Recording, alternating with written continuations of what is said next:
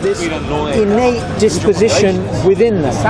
Which is even why, if you look at the Soviet Union, which was, if you like, the biggest social experiment to try and impose atheism on a large scale. And what did it achieve? According to Pew, just a few months ago, they released some research showing that the vast majority of people still believe in God. In fact, it's increased after the collapse of the Berlin Wall. So religion is not something that you can get rid of by trying to impose atheism on people. It is just part of people's nature to worship God. Or they will find something else to worship. Yeah, like Stalin and Lenin. They worship people, they worship football teams, they worship pop stars, movie stars. No, but it's the same thing. They'll put all their adoration and everything into that. And if that celebrity likes a particular brand of car, then they'll go and get that particular brand of car, which is why certain people sponsor football teams, because if, for example, Vodafone sponsor United or whatever, then whoever supports United is more inclined to go to buy Vodafone, because so this is the same thing, same principle. I'll tell you why that's not true. Why what's not true? If you were brought up in a headhunting society, you wouldn't think twice of going and chopping somebody's head off to bring it. There's no morality in that. Well, no. If you were brought up in that society, that's it. You were saying that morality is something. No. Morality. If you were brought up in that society, you wouldn't think twice. Right. So here's your problem. You have to define what morality is. You've got to define. You were saying there's an absolute one, so you. No, you asked the question. You've got to define. Did you ask the question? You said there's an absolute morality, isn't it? You said that there is. Did you ask me that question? Did you ask the question? Said that there is. Did you ask the question? Did you ask the question? But did you ask that question? Yes, I did. What's your belief, though? Right. So how do you understand your question?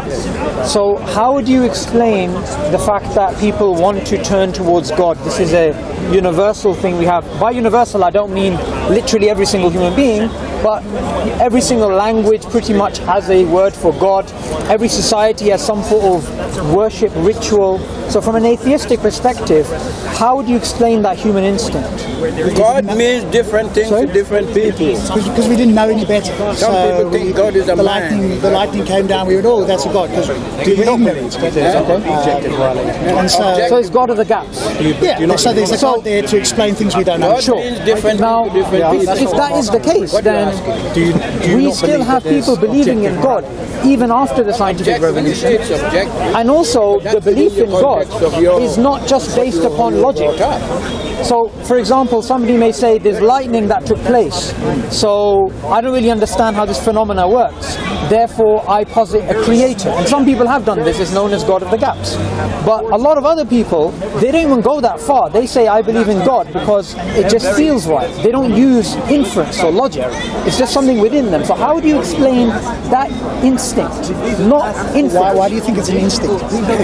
Well, there's a lot of evidence for that, actually. Psychologically, we know that Sorry? Give me some. Well, there's some research that was done a few years ago on Japanese school children, which showed that there's a tendency of children to basically incline towards theism. And there's a book published... What's it called? There's a book published by Oxford University called Why Would Anyone Believe in God? It's by Professor Justin Barrett of Oxford. And what he basically does is, he, according to studies, says there's a natural inclination for people to believe in God. And likewise, there's Dr. Olivia Petrovich again from Oxford, and she's an atheist. And what she says is this. She says atheism is an acquired position, right? By default, there is a theistic inclination in children. She's a development psychologist. The interesting thing is, she herself is an atheist, and she says atheism is an acquired position. So my question to you is, as an atheist, how do you explain that innate instinct? Okay, so I reject your claim that it's innate, and both of your examples, there's been refutations posted online and sent to yourselves. I don't know if you've got them on both of those. Sent to Ayera, etc. And this from Essence of Thought and others. So the claims are not what you claim, that they have an innate disposition to theism. What they have got is an innate disposition to believe in the supernatural and the superhuman. Okay, that's very different. Okay, but so then you're making inference that it's a supernatural being. That's not sure. But when we're here to have a discussion, it's very easy to throw out authorities and say Essence of Thought refuted you or whatever. What I want you to do is this. I want you to explain to me what you just said right now, which is that there is an innate disposition to believe in supernatural. Right? I didn't say. I said superhuman. Superhuman. Okay. So in other words, superhuman. So, if there's an innate disposition to believe in something superhuman, something supernatural according to them, okay? Let's stick on that because we agree there. We agree that it's superhuman abilities, yes. Okay, they use the word supernatural, okay? That's what Dr. Olivia Petrovich uses. That's what Dr. Justin Barrett uses. Sorry? I don't think that's true, but let's assume that it is. Okay. But do you know what the experiment or one of the experiments was? Okay, wait. Let me just do this for a second. Before we move on, I just want to correct something that you tried to do, which is when you didn't have an answer, you just decided to throw out an authority. That's why I'm challenging what you said. What did I not have an answer for? Because when I asked you, why is there this instinct to believe in a creator? Yes. And I gave you some research for it, right? You just said, well, Essence of Thought refuted this, and this isn't exactly what they're saying. When I also gave you the example of the Soviet Union as well. So the idea that belief in God is instinctual, is innate, is something which psychologists and anthropologists and philosophers of science discuss. It is something which is being discussed. Now I agree. There are people who say it's nature. There are people who say it's nurture. There are people who say, what's the point of having nature and nurture? Maybe it's just there's a biological component of it. So what I'm asking you, rather than getting away from the topic, is, as a naturalist, which I'm assuming you are if you're an atheist, how do you explain the existence of the concept of God from a purely naturalistic point of view? How does natural selection gear for that? Okay, so you've gone off slightly from what you originally said. You originally said that young children, because it's not everybody, so it's young children, have got an innate disposition towards it. Well, the Soviet Union, which I was referring to, the study, they didn't say young children or old children. What they did say, according to Pew, is that after the collapse of the Berlin Wall, the belief in God actually increased in Ukraine, in the Soviet satellites, in Russia itself. The belief in God and religiosity actually went through the roof. How are you tying that back to us having an innate disposition towards God? Because originally people are turning back to God. Yeah, so how is that fundamental? How's that a foundation for the people are born with this disposition? Just so that we don't talk past each other, let's agree on some basics. Do you agree there are people in the world, the vast majority of the people in the world believe in God? Okay, let's just agree with that. Okay, explain that from an evolutionary perspective. As I said, because we didn't know any better, so it's our ignorance. We went, oh well, we don't know what it is, there must be something out there. God has evolved, hasn't it? There's millions of gods, there's different ones, they've evolved over time, and today we have generally the Abrahamic religions, which is like a single God, apart from Christianity. Okay, so I asked you to explain that in terms of natural selection, but you haven't explained that. Why would I explain it in terms of natural selection? Because as an atheist, that's all you have. Your claim was that we have an innate disposition towards God, and I asked you, give me some evidence. Well, the evidence is the vast majority of people believe in God. Can the vast majority of people be wrong? Yes. Okay, so that throws that argument out. You're forgetting something. You're misrepresenting my argument. I'm not saying the vast majority of people believe in God, therefore belief in God is correct. I'm saying the vast majority of people believe in God, so from an atheistic perspective, how do you explain that? I've just told you, if the vast majority of people didn't believe in God, would that make God not exist? Or would it be innate if the vast majority didn't believe in God? Because you seem to be claiming like an ad populum fallacy, which is because lots of people believe something, I need to explain why lots of people believe it. Okay, Yes. wait, hang on. That's not a fallacy, and you're just throwing out that fallacy without actually understanding it. Scientists, what they do is they take a popular phenomena and they try to explain it. That's what evolutionary psychology is about, correct? Right? So what's wrong with me saying the same question which Steven Pinker or somebody else would say? Why does religion exist? That's essentially what I'm asking you. And I've told you, I mean, do you want me to repeat it again? Well, I'm saying your explanation is not in line with your worldview. Why not? Because your worldview is a naturalistic worldview, correct? Yes. So you have to explain everything naturalistically, correct? Sure. So can you explain that naturalistically? How does it give us survival value to believe in God? How does it make sense I'm not of an this evolutionary biologist or an evolutionary psychologist, so if you want to ask me the specifics, all I can tell you is... But you believe in that, right? I believe in what? You believe that we evolved. Yes. That we evolved by natural selection. Yeah. You believe that, okay? So since you believe that, why do you give me an explanation of why you believe that? Why do I need to give you an explanation? No, why do you give me an explanation in line with your worldview or where that belief came from? Which belief? Okay, let's just go on some basics you're here.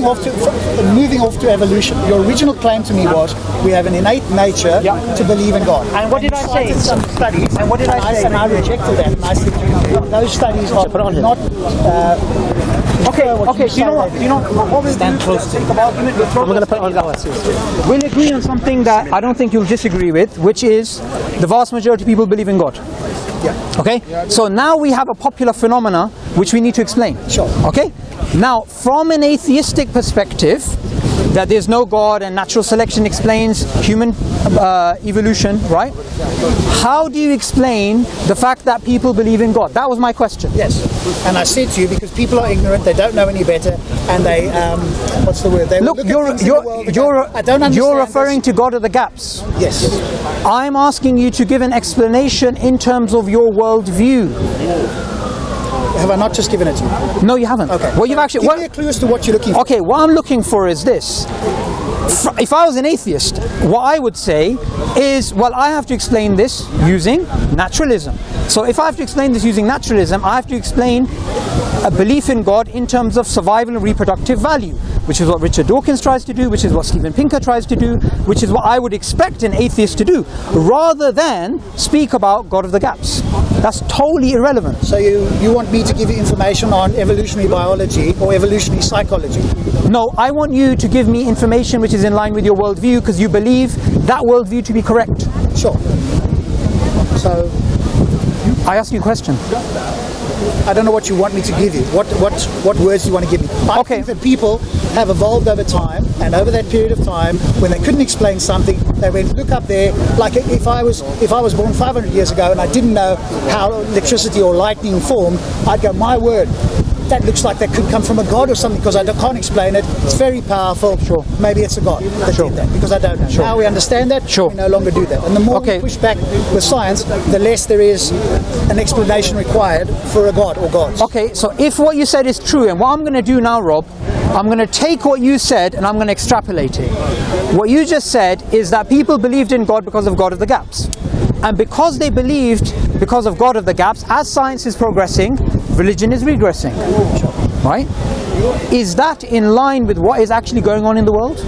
Seems to be. Why would you say not? Okay, here's why I would say not. According to Pew, by the year 2070, Islam is going to be the largest religion on earth. Christianity is also going to increase, and guess what? Your group, the atheists and agnostics, are actually going to shrink by 3%. What? So, if science is progressing, which I'm assuming which is what is happening today, then why is that happening? And I'll tell you why it's happening. Is because the arguments that you're putting forth don't actually make sense, such as people believe in God because of God of the gaps. Science explains how things work.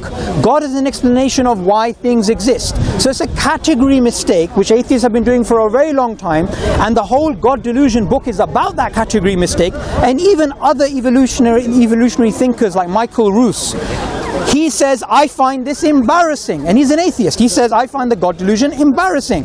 To say that all of theism is based upon the fallacy of God of the gaps, that line of thinking does not make sense. So I want you to give a justification for your worldview based upon your worldview. I don't know what else you want me to say. You keep asking the same question. I keep giving you the same answer. Well, you haven't given me an answer though. You're rejecting my God of your words, not mine. God of the gaps. I think people were ignorant. No, wait. We moved on beyond that. You made another claim which I challenged. Your claim was, as science is progressing, religion should regress. Correct. Right? Your claim is it's not. Well, not me. According to Pew, by the year 2070, why is that happening? Islam. Okay, go on. Why is that happening? You tell me. Your explanation is what? Well, I'm happy to move on to why that's happening, but I want you to concede that you don't have an answer, and the claim that you made is actually false, which is, as science is progressing, religion is regressing. No. I'm happy to move on, but as long as you admit you're wrong. Okay, so and your reason for suggesting that science is progressing and religion is regressing, your reason is because more people believe. More people are becoming theistic. Is that your reason? Okay, what you've actually said there is a truism, right? Roses are roses. Of course there's an increase because people are believing. If they weren't believing, it wouldn't be an increase. Correct, and the reason you say that is happening is because... I never said a reason. I just challenged your challenged your fallacious thinking that increase in the scientific worldview will actually decrease the belief in God, but it doesn't. I'm saying that I'm talking about the knowledge, not necessarily that people will believe or not believe. So I'm talking about scientific knowledge, yes? That doesn't necessarily translate that everybody in the Okay, so what's your claim about scientific knowledge? That it gets people to disbelieve it? And it's growing. Would you agree with that, or would you say no? No one disagrees with that's improving. But your claim was it's growing and religion is going down. Apparently science is going to make us stop believing. So you're basically claiming that the more we discover about science, the less we're going to believe in God. Correct. Yeah. Okay, but that hasn't happened. Yeah, that's the point. And the other thing is, the scientific method came together. It was actually made by a Muslim, Hassan ibn Haytham, approximately 1,000 years ago. He was a Quranic scholar, and he was the first scientist, according to even secular historians like David C. Lindbergh. Right? So, no, that goes totally against your claim, because if what you're saying is correct, then an atheist should have come up with the scientific method, not the Muslim. And what was... And atheists haven't done much, frankly. You're trying to separate science. You haven't sent us to the moon, haven't done every technological advancement on the... Okay, wait. Let me tell you, right?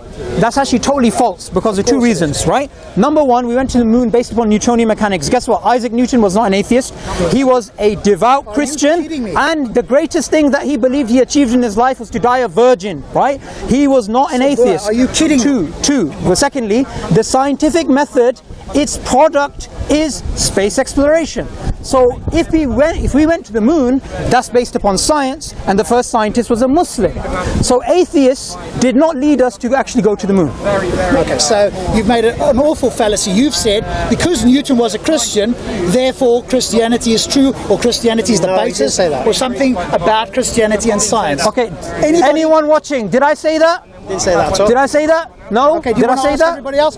Anybody else put up their hand? Do you want to speak to me, or do you want to have an audience participation? We've got some independence.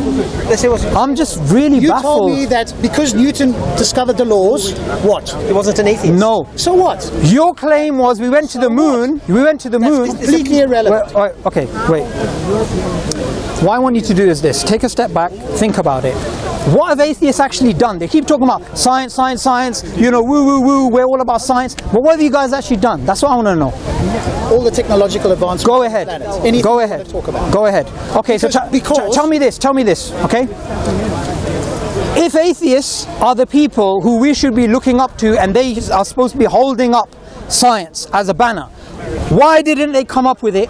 Why were the founding fathers of the fields of physics, chemistry, biology, psychology, sociology, anthropology theists? Because that was... Why? No, wait, let me finish. Then I'll ask you a question.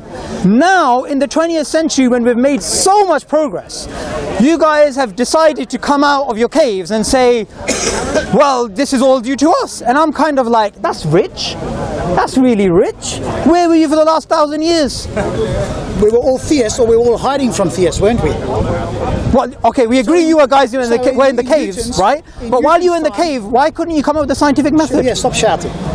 Stop shouting. No, because no. Because this is an audience play for you. Just stop shouting. Wait. All I'm here to do. No, shall I tell you why I'm speaking to you like this? Because you come to Speaker's Corner, and I've seen this a lot. I've even seen your videos. Good. You come and you try and confuse people with your nonsense. So I decided today I'm going to walk up to you. I'm going to walk up to you, and I'm going to get you to speak about your worldview on your own platform, and let's see if you actually know what you're talking about. So if you want me to speak a bit more calmly, I'm going to speak like a Quaker from now on. Good day, sir. Go ahead. Okay, take it easy. Your claim was that where were all the atheists prior? And now we've come out of our caves, to use your word, and we're claiming credit for all the scientific discoveries. But your claim is that no, theists did all of this, and we should therefore be subservient, or theism is in some way justified to be linked with science. No, I never said that. What is your claim about theism then? You made the claim, sir, that science is somehow linked to atheism, right? You linked the increase in scientific knowledge to a decrease in belief in God. All I did was challenge that. Okay. I'm going to be a Quaker, so if you interrupt me, I'll stop. Okay, so that's not what I said. I said science is pushing back. In other words, the knowledge, where science is increasing, is pushing back the religious. In other words, some of the religious claims. I'm not saying that people in the world don't believe in God. Can we get that distinction? Okay, so let's clarify. What's your claim? Your claim is science is getting rid of the intellectual foundations of religion? So science is giving us a better understanding of the natural world, whereas in the past we would have looked towards a god or gods as an explanation. Now science is explaining things, and we need to less and less look towards the God. That does not mean that people are not going to believe in a God. That's the distinction. That is predicated on the assumption that people believe in God because of God of the gaps. Yes, sure. Right? Where on earth did you get that from? Everybody that I speak to here, everybody that I speak to, whenever they bring up something about science, so you're judging. They want to put God in wherever they can. Remember, so consciousness, rationality. How did evolution get started? The Big Bang, science, cosmology. Anything where we don't yet have an answer, now we can insert God. Where we have an answer, nobody here is going to claim that God is creating lightning. Why? Because we now have an understanding. Okay. So, your belief that people believe in God because of God of the gaps is based upon your conversations that you have here in Speaker's Corner with people. It's well, when we look back in history, isn't it? We can look back in history as well, and we can go, hey, people were mightily ignorant about virtually everything in the natural world. When? All the time in history. No, that's not true. So we didn't know about the germ disease. We didn't know that the Earth orbited the Sun. We didn't know there was more than one galaxy. Okay, one sec. Now, there's one fallacy which we need to move away from and move on to another fallacy, which is about the ancients. Did you know the Greeks calculated the circumference of the Earth? Not the Greeks, one guy, Eratosthenes. Yes? Was he a Greek? I don't know what he was. Okay, who cares if he's Greek? Well, there you go. He's Fuegian, all right? There's one guy. But he existed 2,000 years ago. Okay, did you... 280 BC, yeah. Okay, you're saying they didn't know that the Earth orbited the Sun? You're telling me no Greek knew that? I don't know if the Greeks knew it, but most people didn't. You guys didn't. Okay, wait, one sec. How do you think they built the pyramids? Using mathematics and engineering, correct? We don't know, do we? It's still a mystery. Okay. 1,000 years ago, and that's quite a long time ago, we had Hassan ibn Haytham, who came up with the scientific method.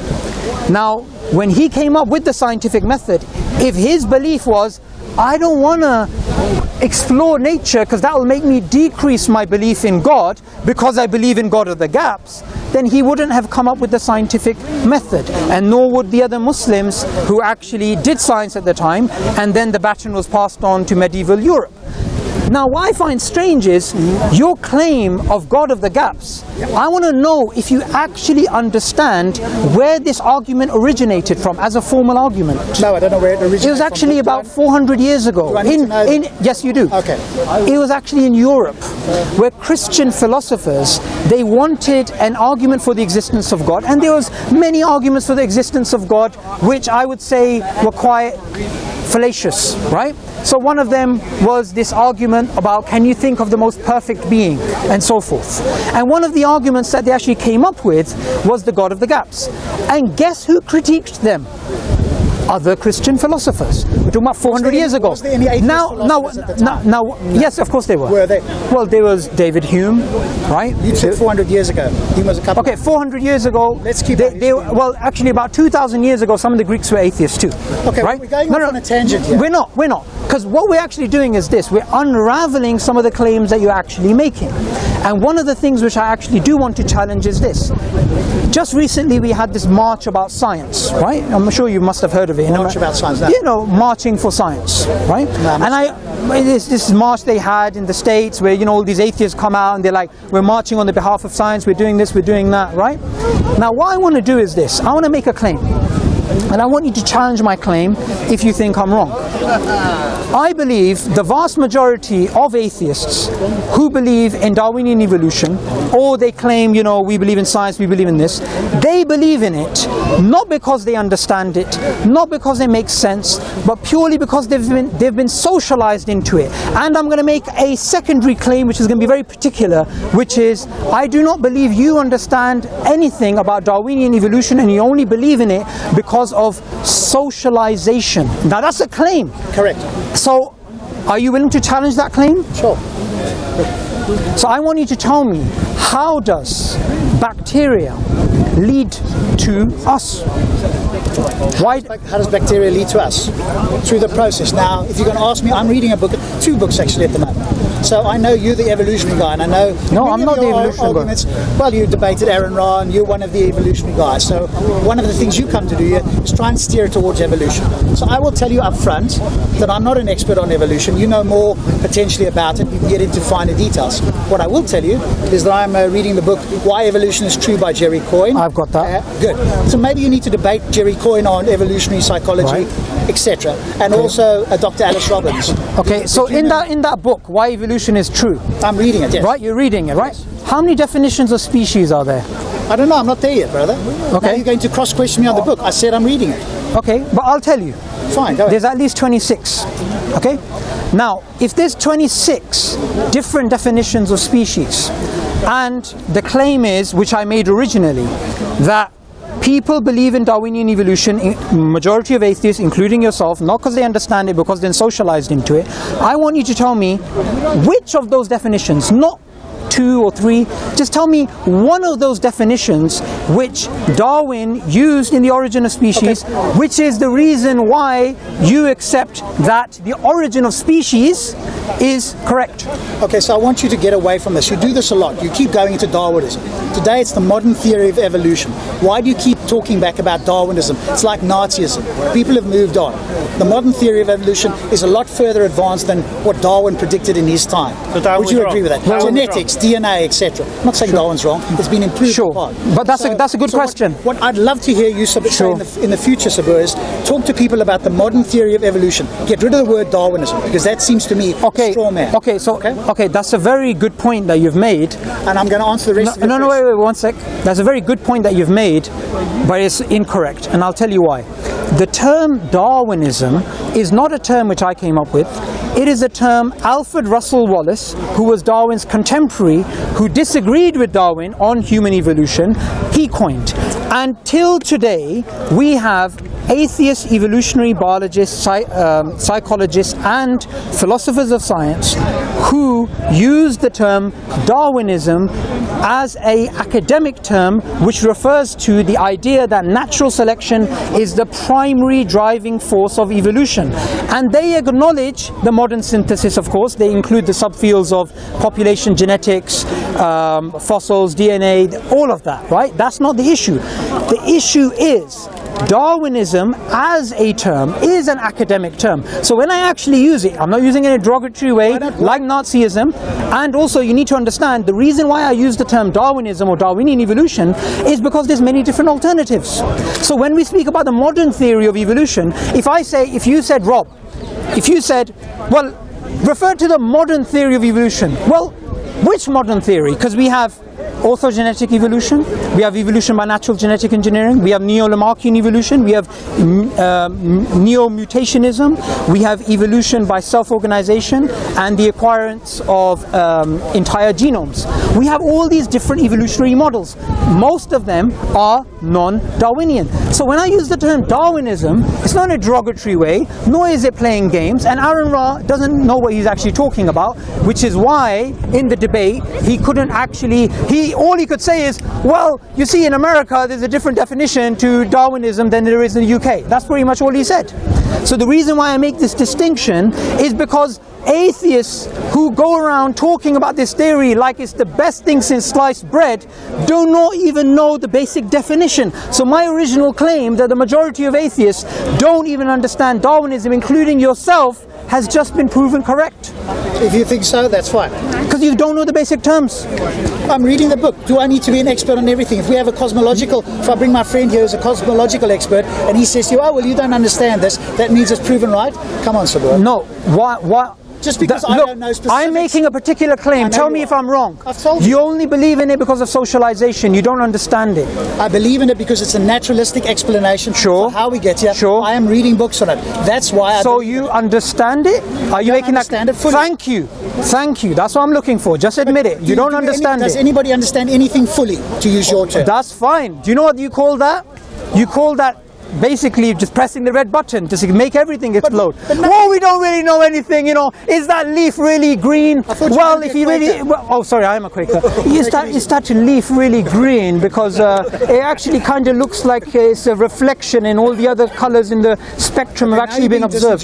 So he's making sense, actually. No, actually, what I'm doing is this. You have your little YouTube channel, speakers, whatever it's called, right? You come around here, you're trying to talk to people, right? Yes, I have. I came here just to show you do not have a clue what you're talking about. Unless if you want to challenge that, that's fine, or else I'm going to walk away with that last bottom line. You don't have no idea how Darwinian evolution works.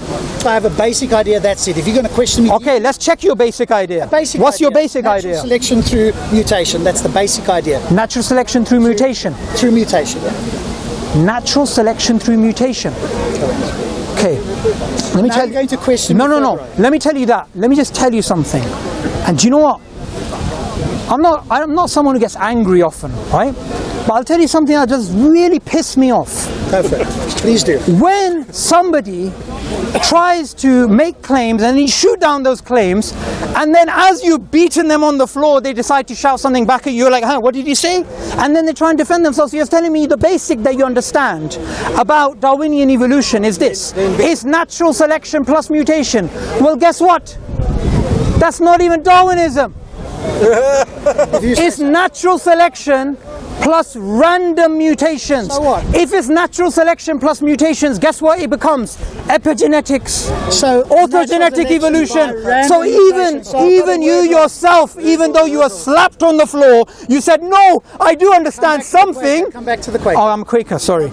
And you do come back to something, which is, I do understand something basic, which is, I'm not going to give you any evidence of how biodiversity came, how, you know, biochemistry, genetics, anatomy, biochemistry, linguistics, how all of this fits within the evolutionary model. I'm just going to tell you, this is what I understand, two frigging terms, mutation and natural selection, and you still got it wrong. Quaker. You still got it wrong. So like I said again, sorry, I should be a Quaker. So effectively you don't know the basics. No. You stripped down evolution to two terms and you got them wrong. So here's what I'm going to do. You don't understand Darwinian evolution. You've only been socialized into it. That's my claim. If you want to challenge that claim, I'm going to stay. If you don't want to challenge it, I'll walk away, and that's the bottom line. You and the rest of those atheists, they have no idea what they're talking about. Darwinian evolution is a trick, man. Okay, so... Are you going to challenge my claim? Sure. Go on. Okay, so the reason why we believe in naturalistic processes is because most of the things that have been explained on this planet have been explained through natural processes. So is it reasonable to believe that we can explain most, if not everything, within our universe in some naturalistic way? Okay, that's a good question, and I'm actually totally happy to move on to that question. It's a separate discussion, so let's close the previous discussion and start this. But you asked me the question, why do atheists believe in evolution? Because it's socially constructed? Sure. Okay, now let's move on to this discussion about naturalism. But that was the answer. So you said most of the things have been explained via naturalism. Correct, yes. Correct. Okay. Here's what I'm going to say. Agree or not? I'm just going to say something. Not only do atheists not understand Darwinian evolution, they don't even understand science. And I'll tell you why. Most of the things can be explained naturalistically. Can reason be explained naturalistically? It's a naturalistic byproduct, isn't it? A byproduct of naturalism. That's an assumption. But now you're going on to something different. I said most of the things... You said most of the things can be explained naturalistically, correct? Yes. Okay. Most things in our natural world. Okay. Yes. Our ability to reason, can it be explained naturalistically? There are theories, as far as I understand, like emergent materialism, like evolutionary reliability. Emergent materialism? These are some of the theories. Emergent materialism? These are some of the theories. What the hell is that? Have you not heard of that? I do know exactly what that is, but that's got nothing to do with this discussion. You're asking me what... You're using... Do you know what you're doing? Sorry, I'm a Quaker. Thank you. I need this guy next to me. He's so calm. Yeah, I'm the calm one. Okay. I got so angry I lost what I was saying. What was I actually saying? Stop? You're talking about this... No. Emergent materialism. So here's why, as a Quaker, I feel like breaking my biscuit rather than getting peed off. This is what atheists do. When they don't understand something or when they want to sound clever, they throw a term out. Emergent materialism. Emergent materialism is an explanation, a type of explanation for consciousness, not the original reason. So what you just did is, when you didn't know an answer, you just decided to throw out a philosophical term to sound clever. The original reason, according to atheists themselves, including Alex Rosenberg, who is a full-out atheist, militant atheist according to him, who actually is an anti-theist. He's a philosopher of science. This is what he says. He was sitting in a meeting, and the meeting was called Moving Naturalism Forward. In the meeting, you had all of the atheist pimps. You had Richard Dawkins. You had that old guy who should be in a coffin, Steven Weinberg. You had all these different people sitting down. And while he's sitting there, they were talking about moving naturalism forward. Alex Rosenberg, everybody had to put out an issue on the table, which is an issue which is outstanding for naturalism to move forward. And guess what Alex Rosenberg said? We have no explanation for the origin of reason. Okay, so let's break it down. What is I'm a Quaker, sorry. Yeah. You've forgotten. That's okay. What do you understand by the origin of reason? What do you mean by reason? Okay, again, we've moved on. I am happy to move on to this discussion. Totally happy. But as long as you concede that it's a different discussion to what we're having, that's fine. You brought it up. I didn't bring up reason, did I? I said no. You said everything. You said most of the things that we know can be explained naturalistically. I said most things in the world we can explain through the scientific method or naturally. Yes. Okay, naturally. All knowledge is self-knowledge because it goes through you. And what does it go through? A reasoning process. So all I asked is this. Is there an explanation for the origin of reason? You said yes. And I just showed you that even according to atheists, there is none. So explain to me what reason is, because you... That's fine. I'm happy to move on to that discussion. No, that's part of the same discussion. No, I am happy to move on to that discussion as long as you concede on another point that you have no idea what you're talking about. If you're going to keep saying that, then I think there's no point in continuing this talk, because when I ask you a question and as part of your initial assertion, then you say we're moving off. No, because what I want to do is this. What I want to do is this. Another thing that atheists do is this. They always run off to a different topic. The topic that I want to speak about right now is this. You made a claim that most of the things that we know can be explained naturalistically. And I asked you about the origin of reason. You said that too, and I showed you not that. Now you're asking me, what is reasoning, or what is the origin of reason? So what I'm going to do is this. I'm going to say, Rob, you know what? Fantastic. We had a great conversation. I'm going to go back to my Quaker mode. We'll move on to that. I'm happy to do that. But that's a separate discussion. That's all I'm saying. That's a separate discussion. I'm happy to go into what the origin of reason is from my understanding. Totally happy, but it's a separate discussion. Yes, and your claim was that I can't account for it. That's correct? My claim was that your claim that things can be explained naturalistically. I said most things. Most things? Yes. Right? I said the origin of reason cannot. And reason is the thing that you use to get all other knowledge. Okay? Now, in terms of the origin of reason, number one, this is an incredibly difficult area. You have philosophers, you have psychologists which actually delve into it. They try and understand what is it even to reason. And they don't even have their definitions clearly specified. They do not even agree on ways on, okay, what is it linked to? Is it just the mind, or is it something more than that? You know, it gets into that discussion of, you know, mind matter. So what I do want to say is this. From an atheistic, Darwinian, materialistic point of view, the origin of reason is a thorn. And do you know the first person to note that this is actually a really big problem was actually Darwin himself? Because Darwin said, how can I accept that, you know, the convictions of a monkey's mind? How can I accept that? How can I accept our own convictions in our mind if we evolved and we have a common ancestor with them? Now, the co-founder of the theory of natural selection, along with Darwin, Alfred Russel Wallace, another atheist, he actually moved away from Darwin, which is why we call it Darwinian evolution, not Darwin and Wallace's theory, how it was known in the Victorian times, because he moved away from Darwin. He said Darwinian evolution is true for everything except human beings. And why did he say this? He said this because of savages, which they used to call anybody who was basically in South America or Africa, right? Savages, if you take them to Europe, they can do maths, they could do physics, they could do psychology. So Alfred Russel Wallace said, do you know what?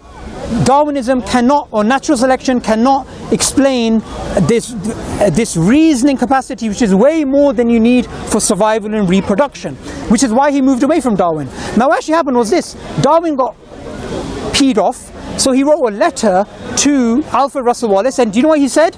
He said, don't murder our child.